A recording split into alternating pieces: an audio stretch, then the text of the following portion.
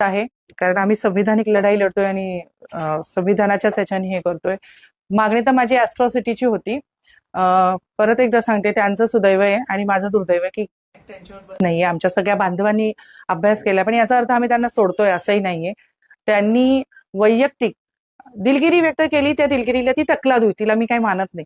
त्यांनी लेखी लेखी माफीनामा, वैयक्तिक वाजा तमाम भारतीय आंबेडकरी अनुयायांचा आणि तमाम भारतीयांचा त्यांनी लिखित स्वरूपात माफीनामा द्यावा, हीच माझी कालच्या प्रकरणातून अपेक्षा आहे. कारण ते जे आता शब्द, खूप अलंकारिक शब्द वापरतायत ना, की अनवधानाने झालेली चूक, नाही, हे अनवधानाने झालेली नाहीये, ही जाणून बुजून केलेली आहे. कारण सूत्रसंचलन करणाऱ्यांच्या स्क्रिप्टमध्येही कुठे बाबासाहेबांचा उल्लेख नव्हता.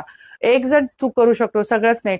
ठरवूनच एखाद्या व्यक्तीचा अपमान करायचा झाला, अपमान काही फक्त शिव्या देऊन किंवा त्याला डिवसून त्याला अपशब्द बोलूनच नाही केलं जात, तर अवहेलना करणं हा पण अपमानाचाच एक भाग आहे. की एखाद्या व्यक्तीला आदर न करणे, त्याला जाणून बुजून दुर्लक्षित करणे, त्याला महत्व न देणे, ह्या गोष्टी पण अपमानामध्येच मोडतात. जे त्यांनी केलं बाबासाहेबांसाठी केलं. बाबासाहेब काही असे कवड्या गोट्या खेळणारे, गल्लीतले विटी दांडू खेळणारे नव्हते.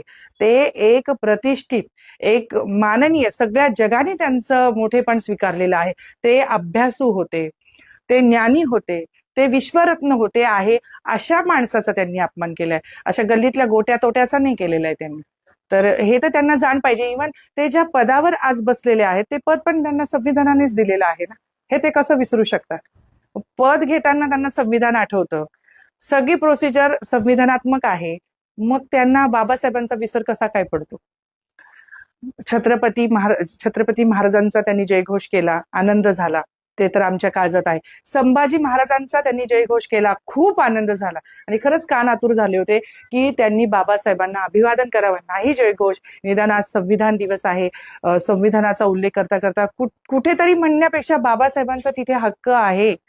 जर मी एखादा काव्यसंग्रह प्रकाशित केला आहे, आपण कुसुमाग्रजांना मानतो, एक उदाहरण सांगते, कुसुमाग्रजांना आपण, त्यांची एक वेगळी ओळख आहे, आज ते हयात नाहीये, ज्ञानपीठ